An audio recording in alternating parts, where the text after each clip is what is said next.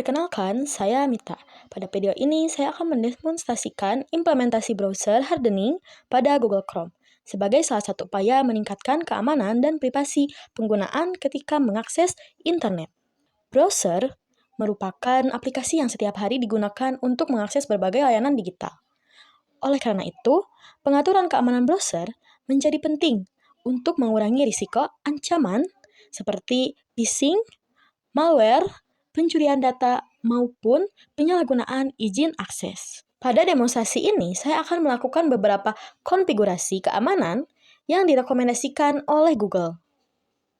Nah, langkah pertama adalah memastikan Google Chrome menggunakan versi terbaru. Saya membuka menu Help, kemudian setelah memilih menu Help ini, saya pilih menu About Google Chrome. Nah, di sini saya akan ditujukan pada halaman ini, yang mana di sini dimuat bahwa Chrome ini akan secara otomatis memeriksa apakah terdapat pembaruan. Hal ini penting karena setiap pembaruan biasanya berisi perbaikan bug serta penutupan celah keamanan yang sebelumnya dapat dimanfaatkan oleh penyerang. Nah, seperti yang dilihat di sini, versi dari Chrome yang saya miliki adalah versi yang terbaru, di mana tidak ada update yang dibutuhkan. Nah, selanjutnya, setelah ini, saya akan ke menu setting, karena sudah ada secara otomatis menu setting di samping kiri, maka dari itu, bisa dilihat di sini. Di sini adalah menu settingnya. Dan dari situ, kita akan pilih. Langkah selanjutnya adalah memilih menu setting di bagian Privacy and Security. Nah, lalu diklik di bagian itu.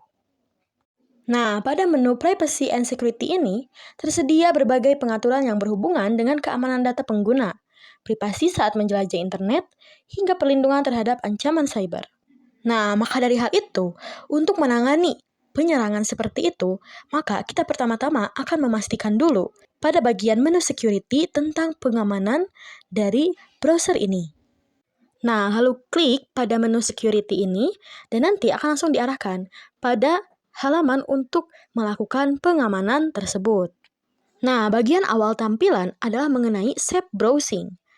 Nah, safe browsing ini adalah sebuah pengaturan yang memungkinkan kita akan melakukan browsing secara aman.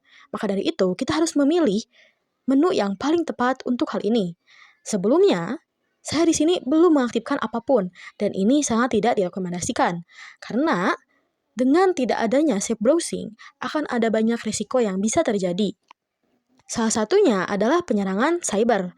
Maka dari hal itu, di sini kita bisa lihat ada pilihan lain, yaitu untuk memilih pengamanan standar untuk safe browsing dan ada juga pengamanan in-change protection. Nah, untuk hal itu kita harus lihat standar ini belum memenuhi semua kategori pengawasan keamanan.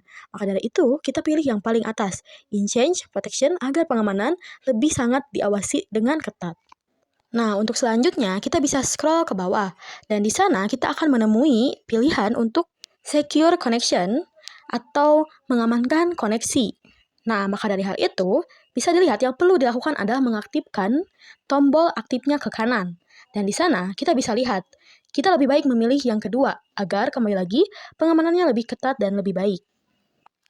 Nah, lalu selanjutnya saya mengaktifkan fitur Use Secure DNS. DNS merupakan layanan yang menerjemahkan nama website menjadi alamat IP. Dengan Secure DNS, proses tersebut dilakukan melalui koneksi yang terenkripsi, sehingga lebih aman. Fitur ini membantu mengurangi risiko manipulasi DNS, serta meningkatkan I/O keamanan, sehingga ketika mengakses website, pada contoh ini, saya memilih Google Public DNS sebagai penyedia layanan DNS. Nah, setelah ini di bagian security pengamanan sudah selesai, maka kita bisa kembali lagi kepada tampilan sebelumnya. Nah, di tampilan sebelumnya, kita akan menyambut langkah yang baru, yaitu safety check. Nah, seperti yang dilihat, di sini ada tombol biru yang bertuliskan Go Safety Check. Nah, di sini kita tinggal klik saja. Nah, seperti yang dilihat di sini juga, muncul 3 kolom tampilan. Dan ada 2 yang sudah terchecklist hijau. Yang tadi itu, yang dari kanan itu, dimulai dari safe browser, itu sudah aman. Lalu yang di tengah adalah update dari Chrome atau browsernya sudah di paling update, sehingga dua bagian ini sudah aman. Lalu yang belum adalah di bagian paling kiri, di bagian password. Hal ini terjadi dikarenakan Chrome mendeteksi masih ada password yang lemah atau tidak kuat. Oleh karena itu, diperuntukkan untuk diperbaiki. Maka dari itu, kita klik saja di bagian sini untuk ditujukan kepada menu selanjutnya. Nah, tampilan yang muncul setelah ini adalah untuk perbaikan password yang lama tadi. Nah, bisa kita lihat ada tanda kuning di mana ditemukan ada satu password yang lemah. Kita bisa klik dan di sana akan tampil pada platform apa dan password untuk apa yang lemah itu. Jika kita ingin memaksimalkan hal itu, kita bisa klik selanjutnya dan memperbaiki password kita. Nah, maka dari itu, jika kita sudah selesai memperbaiki password, selanjutnya mungkin kita bisa kembali lagi kepada tampilan sebelumnya. Nah, langkah terakhir yang kita lakukan untuk pengamanan browser ini adalah dengan mengecek extension. Kita bisa pilih di menu setting tadi, ada paling bawah itu menu extension. Lalu kita bisa pilih, dan di sana bisa terlihat extension apa saja yang digunakan untuk browser ini. Ini merupakan salah satu bagian penting, karena extension juga dapat berfungsi untuk mengamankan browser. Nah, seperti yang dilihat di sini, ada extension untuk firewall dan ada juga untuk kebutuhan dokumen. Nah, jika misalkan ada extension yang misalkan tidak dipakai, itu bisa saja dihapus. Dan mungkin jika ingin pengamanan lebih lanjut, bisa menambahkan extension yang berfokus kepada pengamanan seperti firewall ini. Nah, pengamanan sudah selesai dilakukan. Kini, browser atau Chrome di sini sudah terbilang cukup aman untuk bisa digunakan sebagai web browser.